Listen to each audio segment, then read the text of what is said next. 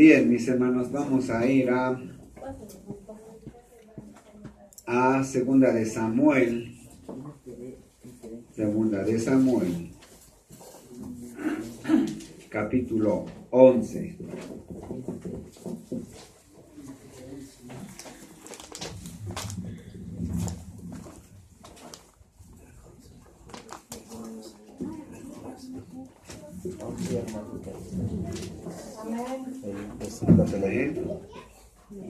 Segunda de Samuel, capítulo 11.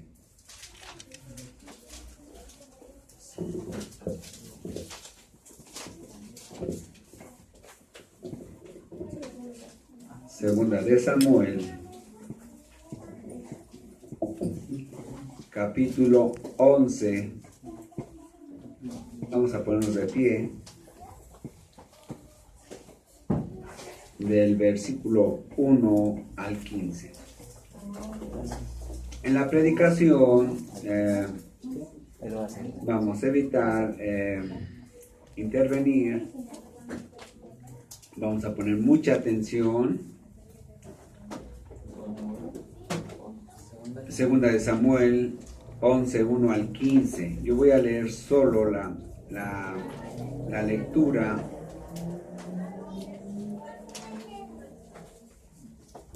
Dice el versículo 1. Aconteció al año siguiente, en el tiempo que salen los reyes a la guerra, que David envió a Joab y con él a sus siervos y a todo Israel, y destruyeron a los amonitas y sitiaron a Rabá, pero David se quedó en Jerusalén. Sucedió un día, al caer la tarde, que se levantó David de su lecho y se paseaba sobre el terrado de la casa real. Y vio desde el terrado a una mujer que se estaba bañando, la cual era muy hermosa. Envió David a preguntar por aquella mujer y le dijeron: aquella es Betsabé, hija de Eliam, mujer de Urías Eteo. Y envió David mensajeros y la tomó y vino a él, y él durmió con ella. Luego ella se purificó de su inmundicia y se volvió a su casa. Y concibió la mujer y envió a hacerlo saber a David, diciendo: estoy encinta. Entonces David envió a decir a Joab: envíame a Urías Eteo.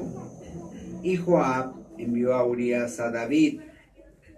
Cuando Urías vino a él, David le preguntó por la salud de Joab y por la salud del pueblo y por el estado de la guerra. Después dijo David a Urías: desciende a tu casa y lava tus pies. Y saliendo Urías de la casa del rey, le fue enviado presente de la mesa real. Mas Urías durmió en la puerta de la casa del rey con todos los siervos de su señor, y no descendió a su casa. E hicieron saber esto a David, diciendo: Urías no ha descendido a su casa. Y dijo David a Urías: ¿no has venido de camino? ¿Por qué pues no descendiste a tu casa? Y Urías respondió a David: el arca a Israel y Judá están bajo tienda, y mi señor Joab y los siervos de mi señor en el campo, y había yo de entrar en mi casa para comer y beber y dormir con mi mujer, por vida tuya y por vida de tu alma, que yo no haré tal cosa. Y David dijo a Urías: quédate aquí aún hoy y mañana te despacharé. Y se quedó Urías en Jerusalén aquel día y el siguiente. Y David lo convidó a comer y a beber con él hasta embriagarlo. Y él salió a la tarde a dormir en su cama con los siervos de su señor, mas no descendió a su casa. Venid a la mañana, escribió David a Joab una carta, la cual envió por mano de Urías. Y escribió en la carta diciendo: poned a Urías al frente en lo más recto, en lo más recio de la batalla, y retiraos de él para que sea herido y muera.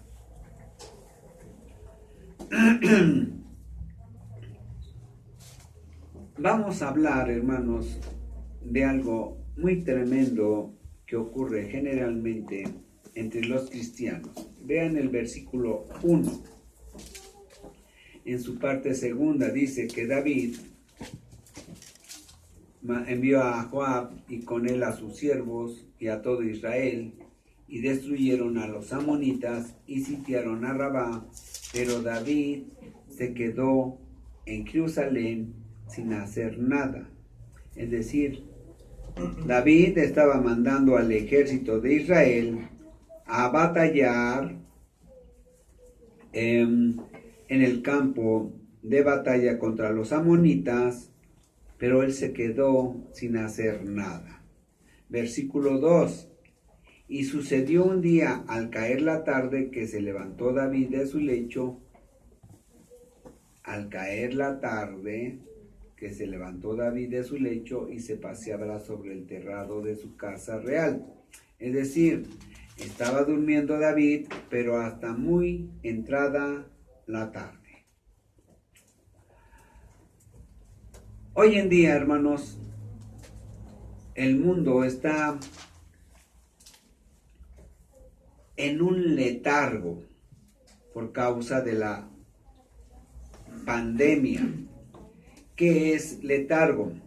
El letargo es un estado en el cual algunos animales, fíjense bien lo que estoy diciendo, la definición de letargo, es un estado como de dormido en la cual los animales durante una temporada del año entran en falta de actividad y que se manifiesta en una pérdida de fuerza. Los animales entran en letargo en un tiempo en que la naturaleza les es adversa. Los cristianos hoy en día, sobre todo las iglesias, están en un letargo. Dice allá en Mateo 25:5 que las iglesias se durmieron todas. Y es, hermanos, terrible que las iglesias no solamente estén dormidas, sino que estén en un letargo. Un letargo no es igual a un reposo. El reposo es un estado de quietud en el cual el hombre está analizando lo que hizo y lo que va a hacer. En el letargo no ocurre así. En el letargo le falta actividad y le falta inteligencia para analizar lo que está haciendo o lo que hizo o lo que va a hacer. Los cristianos, no solamente las iglesias, sino los cristianos están en ese estado. Y no hay un estado más peligroso para el cristiano que estar en letargo, en la cual les va a faltar inteligencia, les va a faltar visión y que van a estar semidormidos con bajas fuerzas y baja visión de lo que está sucediendo. David, y es interesante esto, hermano, cuando empecé a estudiar y vi la definición de letargo, me quedé asombrado. Y yo espero que tú también quedes asombrado de lo que vamos a oír. Así que vamos a orar. Padre, en esta mañana en que su pueblo, Señor, se levanta para ir al campo de batalla y que esperamos, Señor, que sea su Espíritu Santo sacando del letargo a su pueblo, Señor, para que no se quede quieto, para que no le falte la inteligencia, para que no esté dormido, para que, Señor, las acechanzas del diablo no lo tomen desprevenido. Le rogamos y le pedimos, Padre, que en esta tarde sea su Espíritu Santo levantando a su pueblo para la gloria y honra suya, entrando en un estado, Señor, verdaderamente de reposo junto a nuestro Señor y Salvador Jesucristo. Le rogamos todo esto para gloria y honra suya, en el precioso nombre de Jesús. Amén. Vamos a sentarnos, hermanos.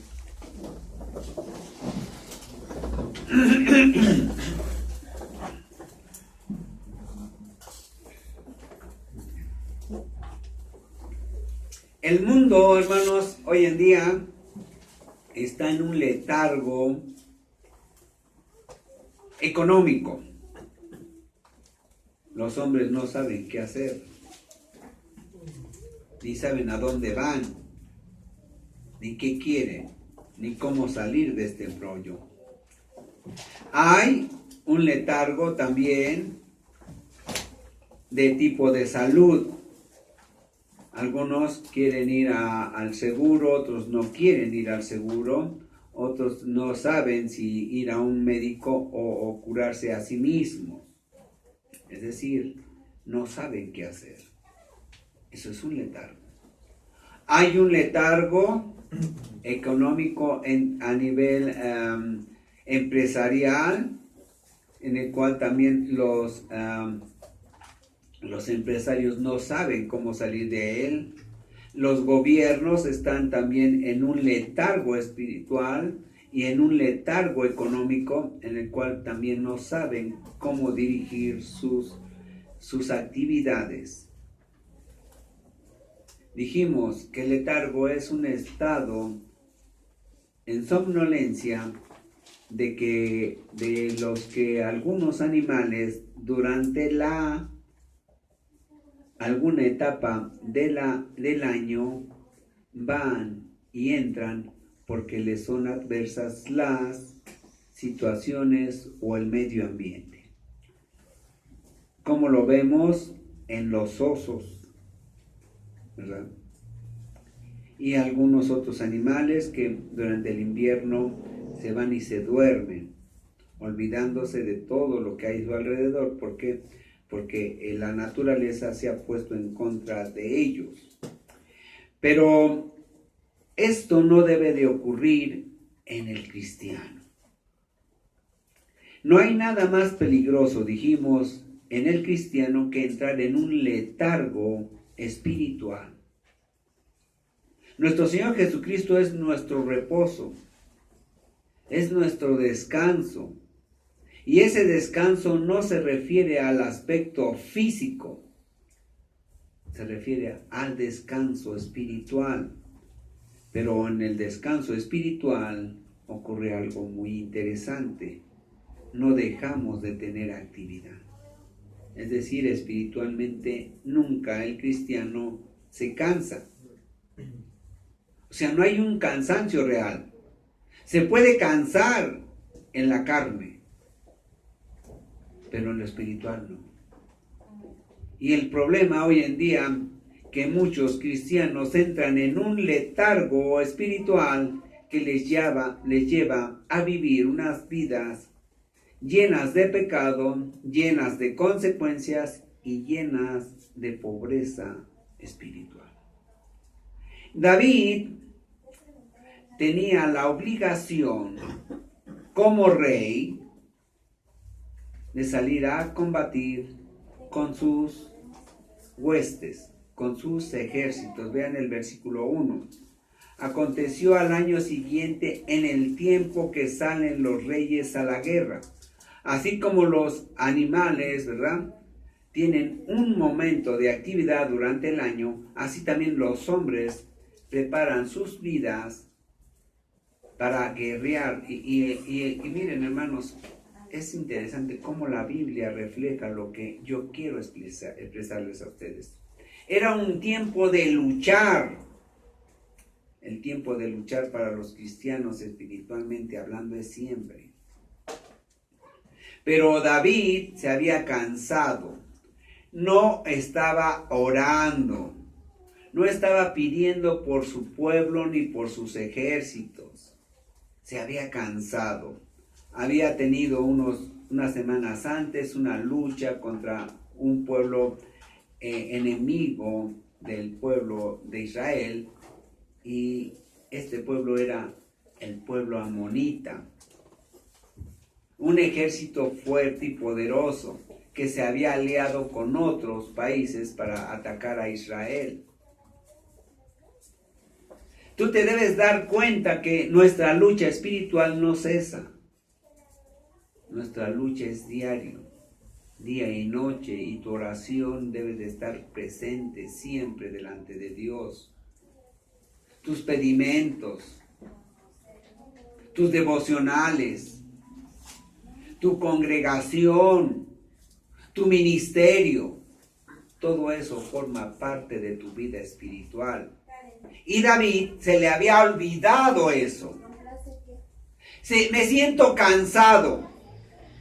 Ya me imagino a David, hoy no voy a ir a ver al pastor Ismael. Me voy a quedar a dormir ahí en el palacio.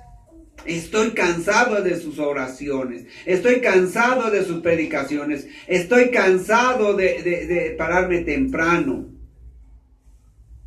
Ya iré el martes, iré el jueves. O voy dentro de 15 días. O voy dentro de un mes. Estoy cansado. Ya luché mucho. Ya gané muchas cosas, dijo David. Y dijo, me voy a ir a descansar. Y David envió a Joab y con él a sus siervos y a todo Israel, y destruyeron Israel a los amonitas y sitiaron a Rabá, pero David se quedó en Jerusalén, es decir, sin actividad. Para el cristiano, la inactividad debe de ser como símbolo de muerte. Vida es movimiento. La palabra vida en griego quiere decir movimiento. Nosotros somos seres vivos espiritualmente hablando. Y cuando estamos no en reposo, sino en letargo, es fatal para nuestras vidas. Y sucedió un día al caer la tarde que se levantó David de su lecho. De tarde. ¿Cuántos cristianos se paran a las 6 de la mañana? Hay cristianos que se paran a las 8, 10 de la mañana, a las 9. Y quizás el único día que se paran temprano es el domingo, a las 8 de la madrugada. Y eso porque tienen que ir a la iglesia. Y eso porque se predica fuerte. Y eso porque tienen necesidad. Pues tu necesidad es siempre, mi hermano. Tu necesidad es siempre. David dijo, estoy de vacaciones. Estoy de vacaciones espiritualmente y no voy a orar, no voy a leer Biblia, no voy a tener comunión con Dios.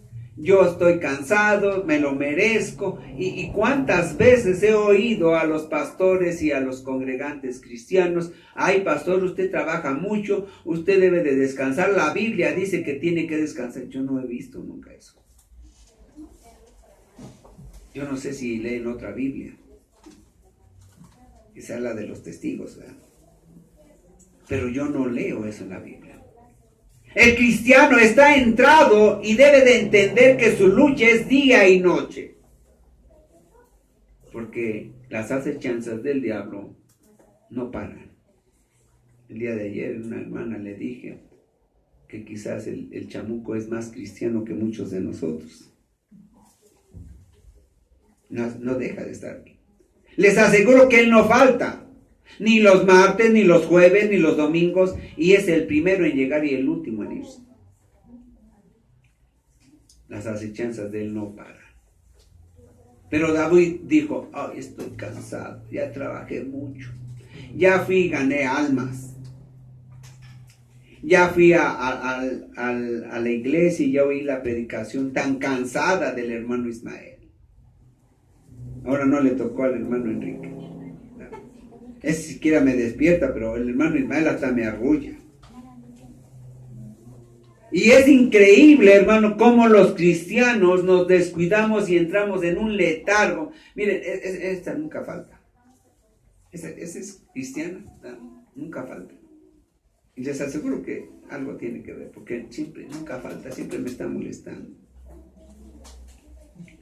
Y David estaba parándose a las 4 o 5 de la tarde. Miren, hermanos, cuando un cristiano, espiritualmente hablando y físicamente hablando, se para después de las 8 de la mañana, ya es una barbaridad y es un gran pecado. El cristiano debe de pararse a las 6, 6:30, 7 de la mañana, y ya hay caldo en las fondas, dicen muchos. Pero los cristianos, ay pastor, trabajo tanto. Mira a mi marido, mira a mis hijos, me acaban todita. Si les hice una sopita y les hice unos guarachitos y no lavé ni ropa, ni lavé ropa, ni lavé camas, ni barrí, pero me cansé mucho. Eso, hermanos, en verdad es pecado. El hombre dice, oye, miren hermanos, hoy en día mis trabajadores están trabajando media semana y curiosamente hoy descansan más que nunca y aún están queriendo descansar más. Pero lo comprendo porque son incrédulos, porque son del mundo. Pero el cristiano, parándose a las 2, 3 de la tarde y todavía se paran con sueño. Ay, qué flojera. Ay, me quiero estirar como un gato. Increíble. David dice que se paró muy tarde durante el día y vio desde el terrado a una mujer que estaba bañándose, la cual era muy hermosa. Él se había ido en el palacio, hermanos, alrededor de los palacios antes se fincaban las grandes mansiones de los generales y de la gente importante del gobierno, y enfrente del palacio real estaba la casa de un general que era leal, que había comprendido que tenía que luchar por su pueblo. Este hombre estaba en el campo de batalla. Allí estaba, rompiéndose el alma, entendiendo que día y noche tenía que luchar el pueblo de Israel. El pueblo de Dios tiene que luchar día y noche. Pero David se había cansado. Y cuando se está bañando, ¿verdad?, ve a una mujer hermosa. Ahora, yo no sé, hermanos, si esta mujer se había dado cuenta que la ventana del terrado de David daba a su habitación, se estaba bañando. Quizás se sentía ella abandonada por su esposo, ¿verdad? Y miren, hermanos, también ella quizás estaba en un estado diríamos, de letargo espiritual, ¿verdad? Quizás ella no oró para no entrar en tentación. Dijo, pues me siento abandonada por Urías, yo pues no está de mal los bigotes David, ¿verdad? Y pues yo me siento abandonada. Y miren, hermanos, muchas veces las mujeres se justifican su pecado por el abandono del marido. Pero la Escritura dice que el cristiano puede retirarse, ¿verdad?, poniéndose de acuerdo. Allá en 1 Corintios dice que se pueden decir, mira, yo voy a ir a mi lucha, yo voy a ir a la iglesia, yo voy a ir a ganar almas, yo voy a cumplir mi ministerio y tú ora por mí. A Betsabé se le había olvidado orar por su marido. Y cuando oramos por los otros, también estamos orando por nosotros mismos. Ella entró en un letargo espiritual. y entonces le ganó la tentación. Yo no creo que haya sido descuido, pero estaba en un letargo espiritual que de alguna manera ayudó a la situación con David. Y envió David a preguntar por aquella mujer y le dijeron, aquella es Betsabé, hija de Eliam, mujer de Urías Eteo. ¿Tiene esposo? No, soy el rey y estoy cansado. Tengo que echarme una canita al aire. A veces los cristianos dicen, ay, yo también soy hombre. Yo también todavía estoy en la carne. Pero se les olvida que son hijos de Dios. Se les olvida que la santidad de Dios exige esfuerzo y sacrificio. Más, no, a veces la palabra sacrificio no la quiero ocupar porque pareciera que estoy comparándola con la del Señor Jesucristo. En realidad es puro esfuerzo y valentía para luchar contra el pecado. David pregunta, esa mujer, se le olvidó el mandamiento, no desearás la mujer de tu prójimo, porque no había leído la Torá. Los cristianos entran en mucho pecado porque no leen la Biblia, porque no leen Biblia, porque no comen Biblia, porque no se duermen con Biblia. Y le dice, y este mensajero le dijo, mira, es la esposa de Urías. Y David dijo, bueno, pues está solita, la voy a apapachar. Pobrecita muchacha. Aquel está trabajando, la está descuidando, yo la voy a consolar y pobrecita muchacha necesita amor. Así los cristianos a veces se justifican. Un cristiano, hermanos, un hombre nunca debe de ir a predicar solo a una mujer sola. Una cristiana tampoco nunca debe de ir a predicar sola a una casa de un soltero o de un hombre casado. Nunca. Si acaso van dos mujeres, y yo diría que no, que fueran siempre con un varón. Pero David dijo, bueno, pues voy a consolarla. Su letargo le aumenta su debilidad espiritual. Y envió David mensajeros y la tomó y vino a él y durmió con ella. Luego se purificó de su inmundicia y se volvió a su casa. Ahora ella, hermanos, yo quiero entender que Betsabé era una mujer verdaderamente temerosa de Dios. Se dio cuenta de su falta y se puso a orar y por eso se purificó de su inmundicia en oración, ¿verdad? Dice que no se ponga el sol sobre vuestro pecado. También dice eso, quiere decir eso. El enojo es un pecado, pero también la inmundicia es un pecado. Y dice, bueno, yo voy a orarle al Señor para que me perdone.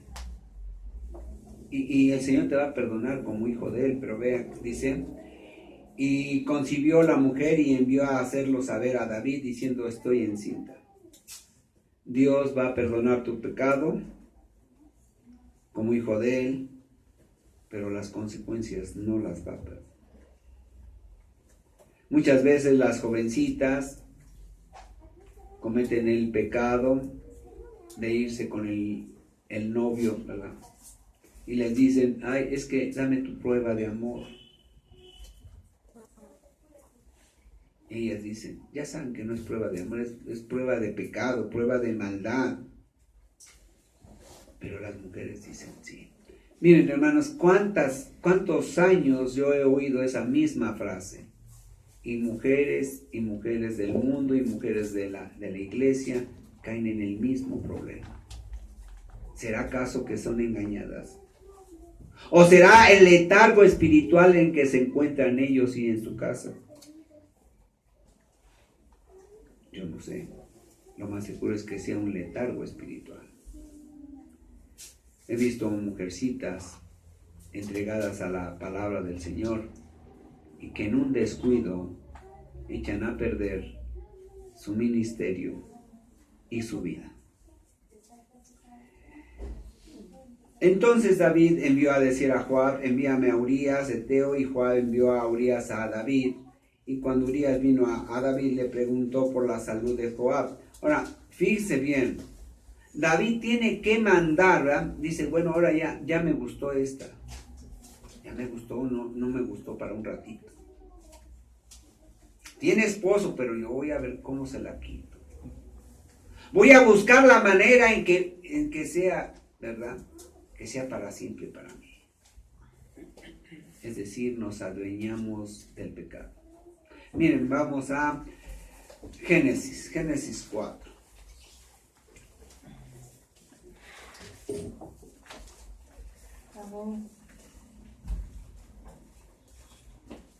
Versículo 4:4. Abel trajo también de los primogénitos de las ovejas de lo más gordo de ellas, y miró Jehová con agrado a Abel y a su ofrenda. Pero no miró Dios con agrado a Caín y a la ofrenda suya. Y se ensañó Caín en gran manera y decayó su semblante. Entonces Jehová dijo a Caín, ¿por qué te has ensañado? ¿Y por qué ha decaído tu semblante? Si bien hicieres, no serás enaltecido. Y si no hicieres bien, el pecado está a la puerta. Y con todo esto, a ti será su deseo, y tú te enseñorearás de él. Mira, quiero que veas esto, hermano. La Biblia dice que en principio tú te apoderas y dominas el pecado. Lo tomas para ti, ¿verdad? Aparentemente es tu rehén. Pero después el pecado se va a adueñar de ti. El pecado va a adueñarse de ti. Y quien hace pecado dice que es esclavo del pecado. A veces nos sentimos tan seguros de nosotros mismos que nos acercamos al pecado y decimos, no me hace nada. Me voy a retirar de él en el momento que yo quiera. Lo voy a hacer a un lado en el momento que yo decida. Me voy a hacer a un lado en el momento que ya no me agrade y que ya vea yo que ya no es conveniente. Estás aletargado. No comprendes el peligro. David manda a traer al esposo de Betsabé y le dice, ahora, fíjense bien, primero manda a llamar a Joab y luego le dice a Joab, mándame a Urías, y luego le pregunta a Urías, ¿cómo está Joab? Es decir, no sabe qué hacer. Ya no sabe qué hacer David.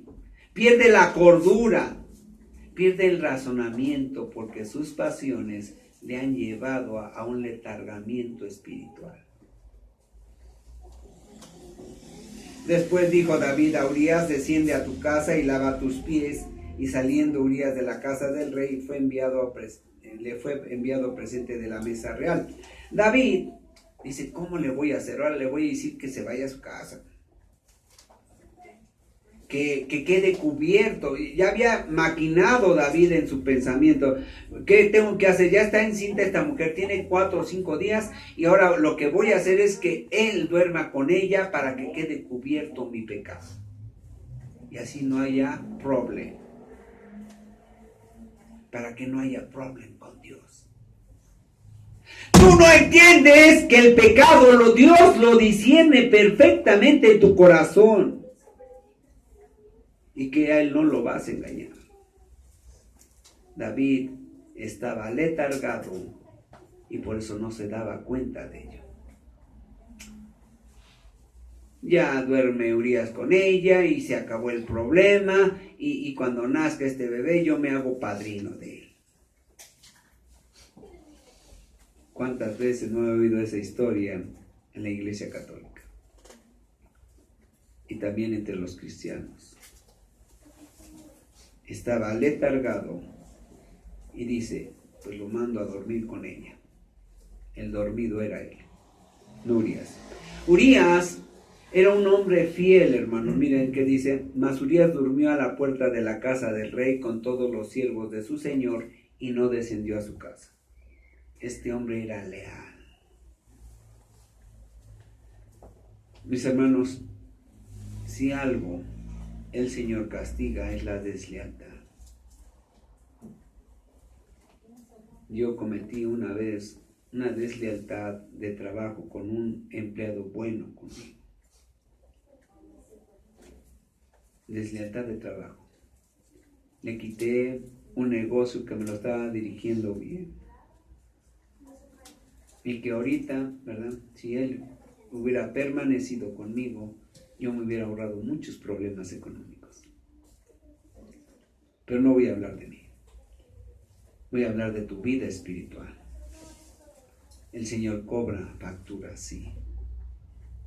El Señor perdona pecados, pero consecuencias no. Este hombre no va a su casa, dice, no, mi Señor me necesita, el rey es su Señor, dice, no, yo voy a estar aquí cuidando de él. E hicieron saber esto a David, diciendo, Urías no ha descendido a su casa, y dijo David a Urías, no has venido de camino, ¿por qué pues no desciendes a tu casa? Dice, bueno, si estás de pasadita, pues pasa a tu casa, mira, pues te está esperando Betsabé. Y está, pobrecita, está deseando que tú llegues.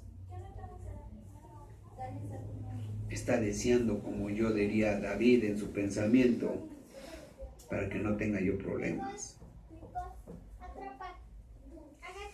El pecado, hermanos, cuando empieza a germinar en nuestra mente, después nos lleva a cometer cosas más graves y más graves cada vez conforme va pasando el tiempo. Vean el versículo 12, dice, y David dijo a Urías, quédate aquí hoy y mañana te despacharé, y se quedó Urías en Jerusalén aquel día y el siguiente. Y David lo convidó a comer y a beber con él hasta embriagarlo. Ahora dice, ahora, ¿qué voy a hacer? Ya lo mandé a su casa y no quiso ir. Pues ahora lo voy a emborrachar, ¿verdad? A ver si así se anima a estar en su casa y a estar con su mujer. Y así su mujer y yo quedamos libres del problema. Muchas veces, hermanos, urdimos tantas mentiras para cubrir nuestro pecado. Las urdimos, las pensamos, las maquinamos y dejamos que el enemigo trabaje sobre nuestra mente y sobre nuestro corazón. Y entonces vienen los problemas y los pecados grandes. Vean qué dice. Versículo 14. Venido a la mañana, escribió David a Joab una carta, la cual envió por mano de Urías. Y escribió en la carta diciendo, poned a Urías al frente en lo más recio de la batalla y retiraos de él para que sea herido y muera. No lo puede engañar. No va a su casa. Es desobediente conmigo, diría David. Y quizás hasta dijo, Señor, usted tiene la culpa, ¿por qué no fue a su casa? Y así ya no hubiera habido problema. Quizás en ese momento David lo entendía así. ¿Cuántas veces los cristianos no queremos echarle la culpa a otros del pecado de nosotros? Y eso nos va a llevar a más y más pecado. Ahora le dice a Joab, mira, sabes que yo no puedo, ya hice lo que tenía que hacer con Urías, no fue a su casa cuando lo mandé, lo emborraché y no fue a su casa, pues no me queda otra más que matarlo. ¿Cómo yo, David?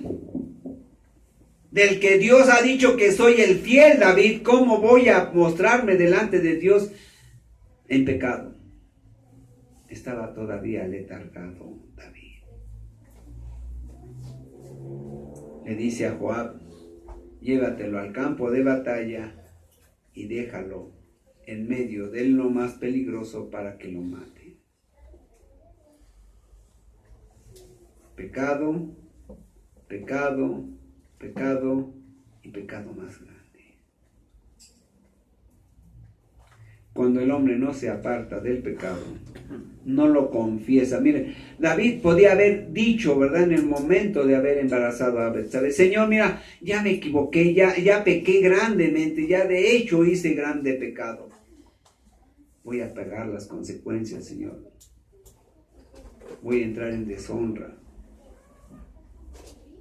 Pero apártame tú de ese pecado, porque esto me va a llevar más y más grande pecado. Pero no lo hizo. Prefirió ocultarlo. Y mira, hermano, si tú quieres ocultar tu pecado, en primera el Señor no lo va a permitir. Pero a veces te tienes que buscar cómplices para justificar tu pecado. Y lo más terrible, a quien le digas tú, no lo digas, es como si le dijeras, dilo. David dijo, pues, se lo tengo que decir a Joab. Y Joab se hizo cómplice de David. Mandan a Urías y en la lucha más encarnizada lo dejan solo. Y matan a Urías. Quizás David dijo, bueno, lo mataron los amonitas. La verdad que delante de Dios, el que mató fue David. El que mató fue David. Vamos a capítulo 12. Dios no se olvida, hermano. Y cuando tu pecado es grande, hay quien te lo reclame.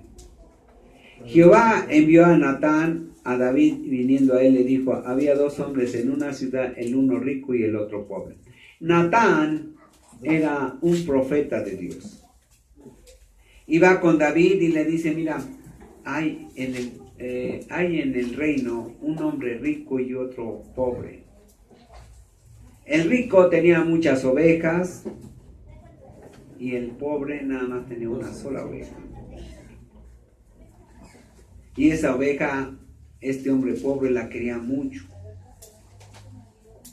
La tenía entre sus hijos y la cuidaba mucho y la quería mucho, era su única posesión. El rico, le dice Natán a David, tiene muchas ovejas.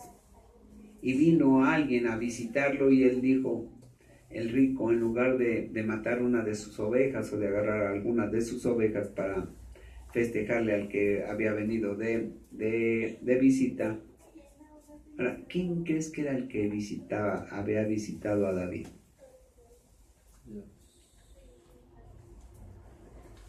El otro.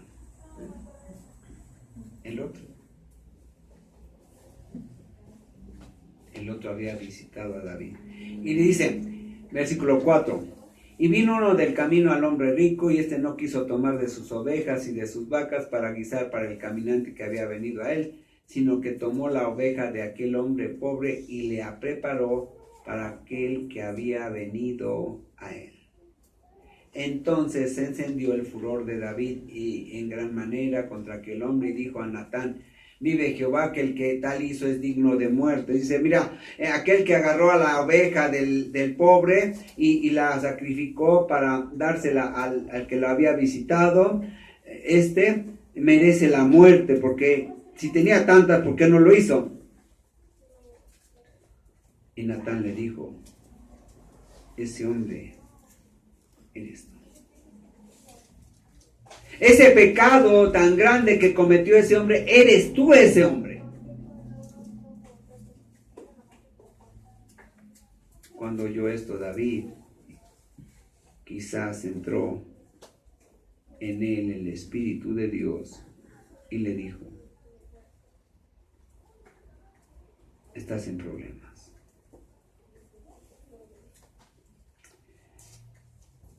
Vamos a Salmo. Vamos al Salmo.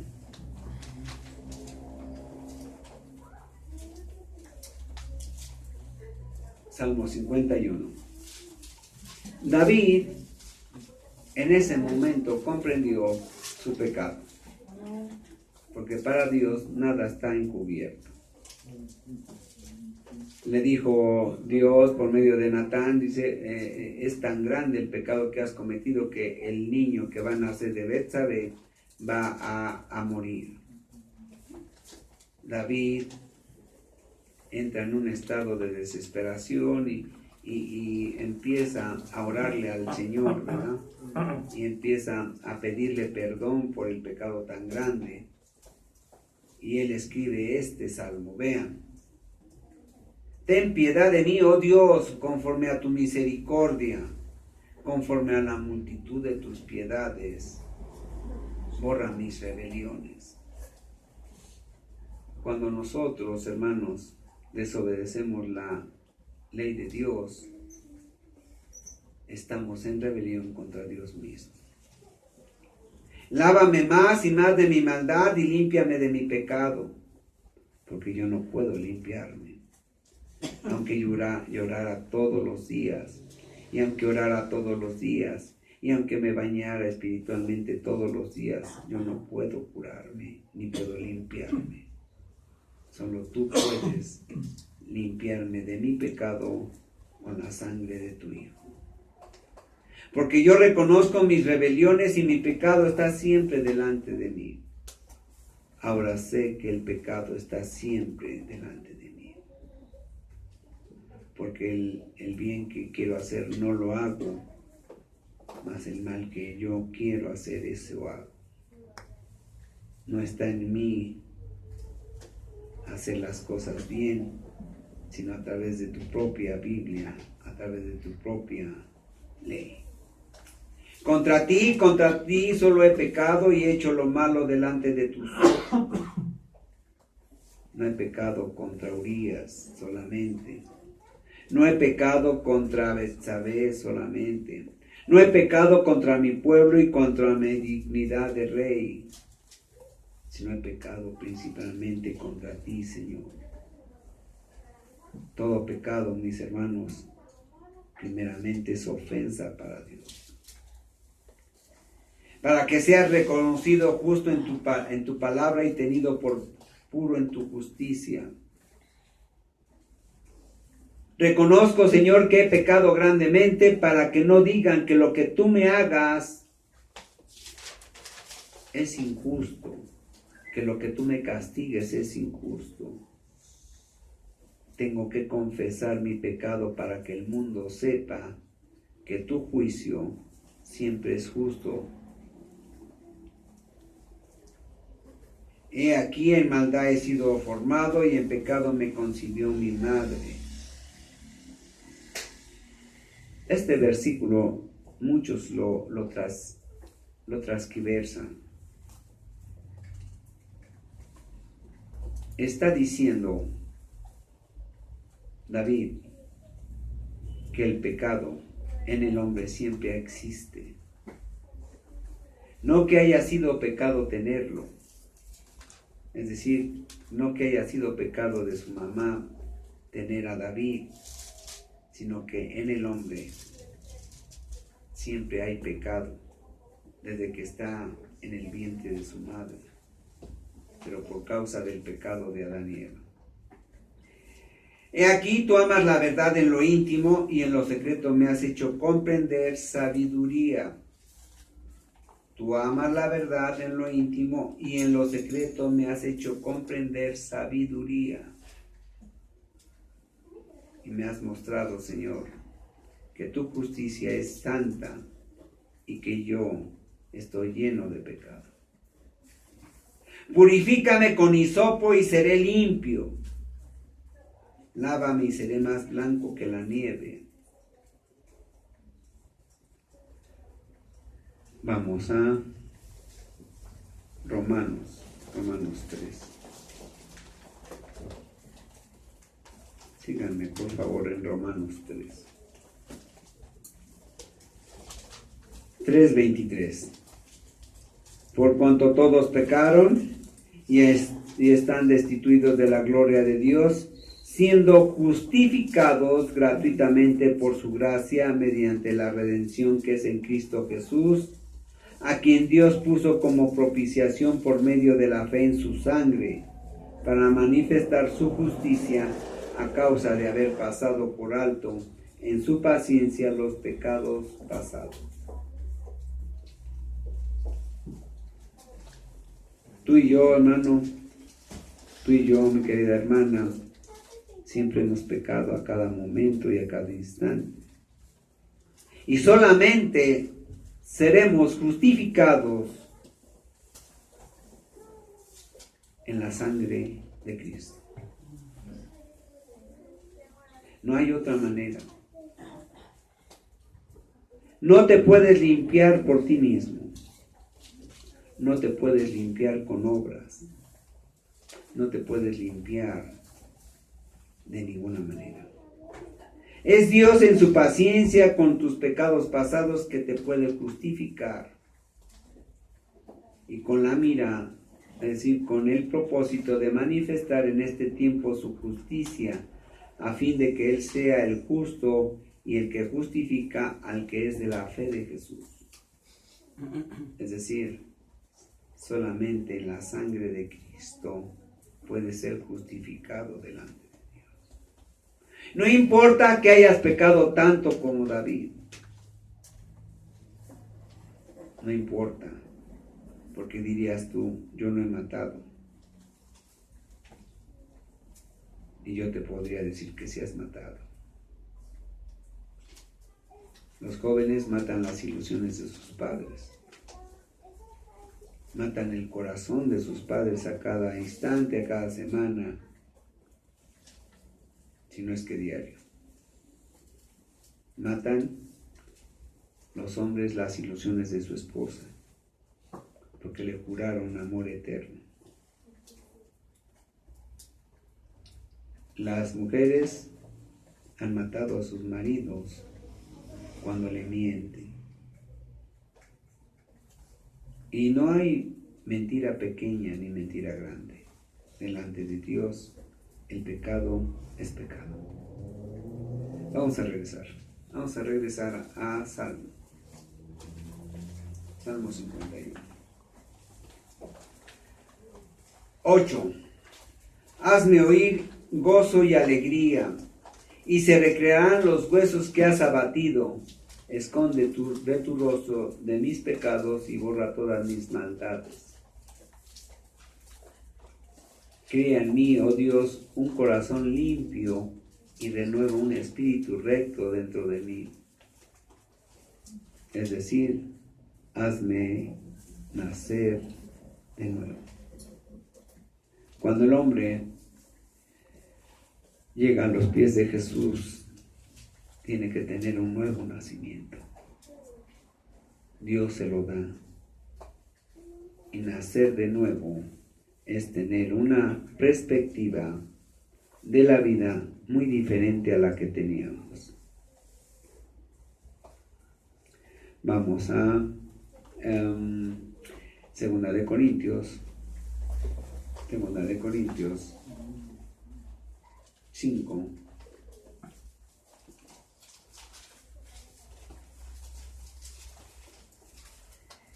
16.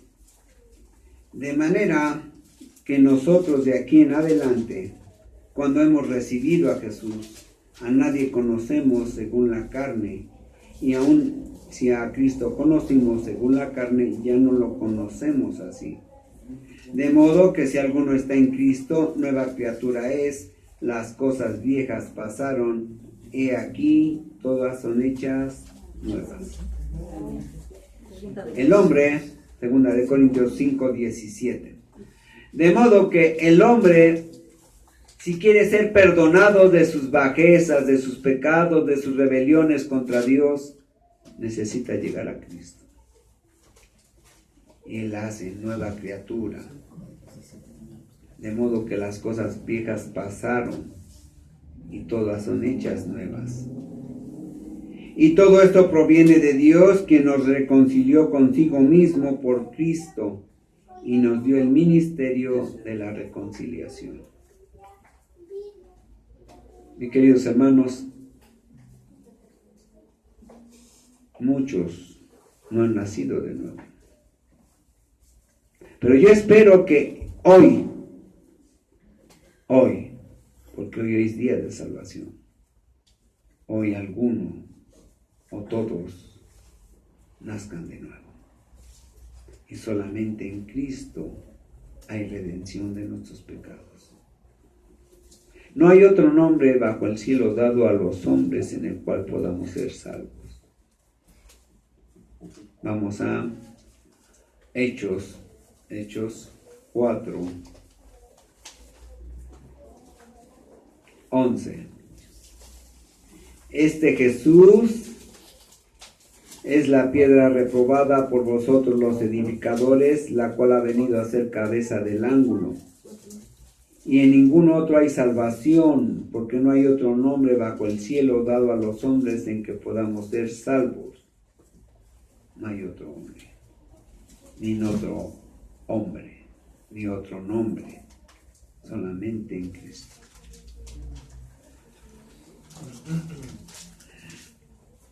Hoy yo quiero pedirles a los que quieran ser salvos por medio de la sangre de Jesús, poner su confianza y su fe en Él. No hay otro sacrificio, no hay otro nombre, no hay otro hombre tampoco en cual podamos ser salvos. Vamos a Juan 3.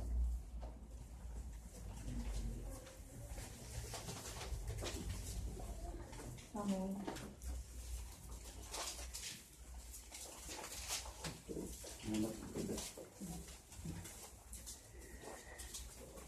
3:17. Porque no envió Dios a su Hijo al mundo para condenar al mundo, aunque lo deba de juzgar, sino para que el mundo sea salvo por él. Jesús vino a salvar a todos. A todos. Porque no envió Dios a su Hijo al mundo para condenar al mundo, sino para que el mundo sea salvo por él. El que en él cree, es decir, el que en él tiene fe, no es condenado. Pero el que no cree, el que no tiene fe en él, ya ha sido condenado porque no ha creído en el nombre del unigénito Hijo de Dios. Y esta es la condenación, que la luz que es Jesús vino al mundo a salvar a los hombres, pero los hombres amaron más las tinieblas que la luz, porque sus obras eran malas. No hay otro, hermanos. Solamente en Cristo, porque fuimos hechos en Él, por Él y para Él. Miren, vamos a Colosenses 1.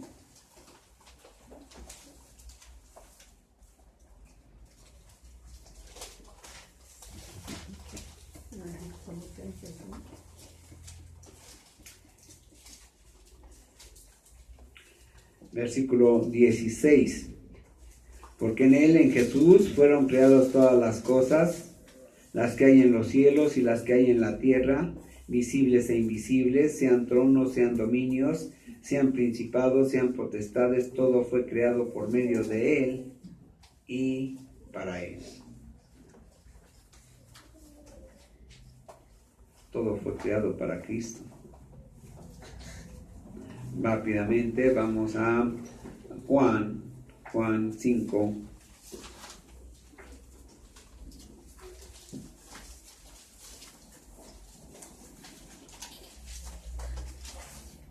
Hoy está hablando el Hijo de Dios y dice, versículo 22, Juan 5:22, porque el Padre a nadie juzga, sino que todo el juicio dio al Hijo, para que todos honren al Hijo como honran al Padre. El que no honra al Hijo, no honra al Padre que le envió. De cierto os digo, el que oye mi palabra y cree al que me envió, tiene vida eterna. Y no vendrá condenación, mas ha pasado de muerte a vida.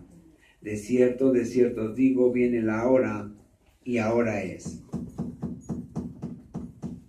la hora es, cuando los muertos oirán la voz del Hijo de Dios, y los que la oyeren vivirán, los que la obedecieren.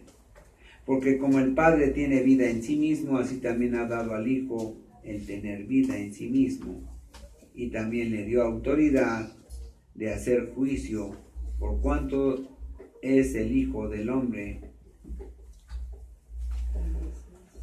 Nuestro Señor Jesucristo nos salvó en su naturaleza humana, nos salvó en el sacrificio que hizo en la cruz del Calvario. A Él solamente es gloria y honra, a Él solamente es la fe del creyente. Vamos a ponernos de pie. Ojos cerrados, nadie viendo.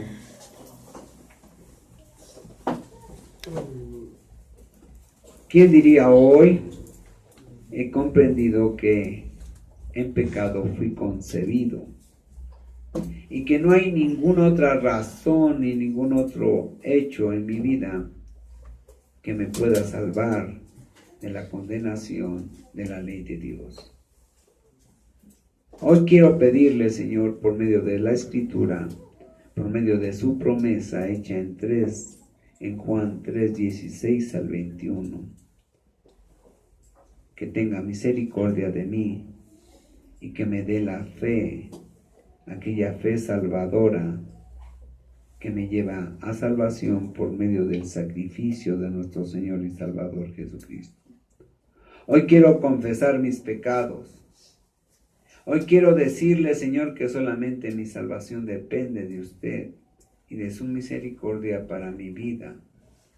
Y le quiero pedir en el nombre precioso de su Hijo amado, la salvación para mi vida, para la eternidad. ¿Quién diría hoy, pastor, yo no sabía de esto? Yo no sabía que había juicio contra el hombre por causa del pecado. Pero hoy quiero confesar mi pecado delante de Dios. Repita conmigo, Señor mío y Dios mío. En esta tarde, Señor, yo le quiero pedir que me limpie de todo pecado, que me limpie con la sangre preciosa de mi Señor y Salvador Jesucristo. También le quiero pedir, repita conmigo, que me limpie para poder ir al cielo. Que me lleve al cielo porque usted así lo ha prometido, Señor. Y todo se lo pido y se lo ruego en el nombre precioso y poderoso de nuestro Señor y Salvador Jesucristo. Amén. Bien, vamos a sentarnos, hermanos.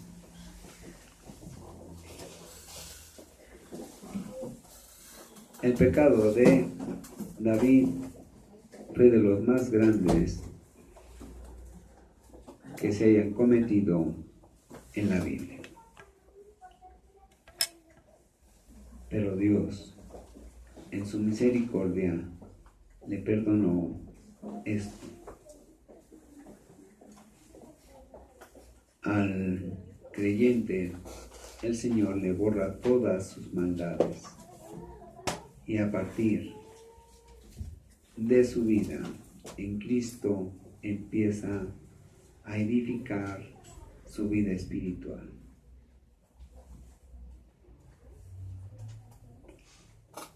A Dios no le importa tu pasado, lo que le preocupa es tu futuro. Así que solamente en Cristo hay salvación.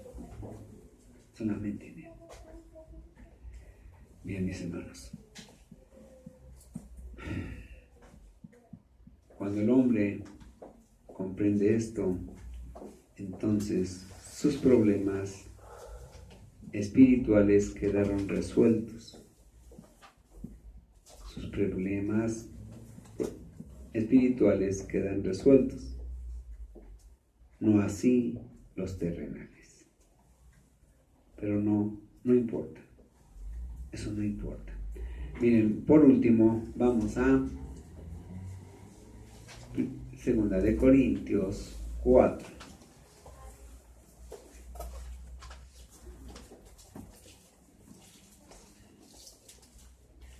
Pablo manda este mensaje a una iglesia cristiana que está en Corinto y le dice, versículo 16, 2 de Corintios 4, 16, por tanto, no desmayamos, antes, aunque nuestro hombre exterior se va desgastando en pecados, el interior no obstante se renueva de día en día.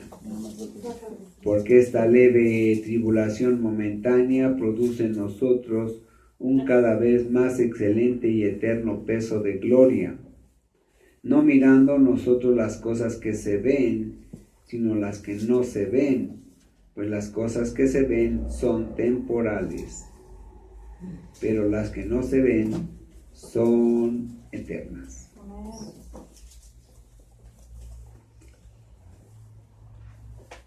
Tú tienes la respuesta. Bien. Señor, le doy gracias esta tarde por el culto de la mañana, Señor, por la enseñanza que hemos tenido. Le damos gracias porque su Espíritu Santo manifiesta, Señor, a través de sus obras, que la gente que asiste está orando, que está pidiendo por la iglesia. Le rogamos y le pedimos, Señor, que sea su Espíritu Santo haciendo toda la buena obra para que su iglesia crezca, pero sobre todo, Señor, que el número de los salvos sea mayor. Le damos las gracias de todo esto en el nombre precioso de su Hijo amado, nuestro Señor y Salvador Jesucristo. Amén. Bien. Hermano Enrique, por favor,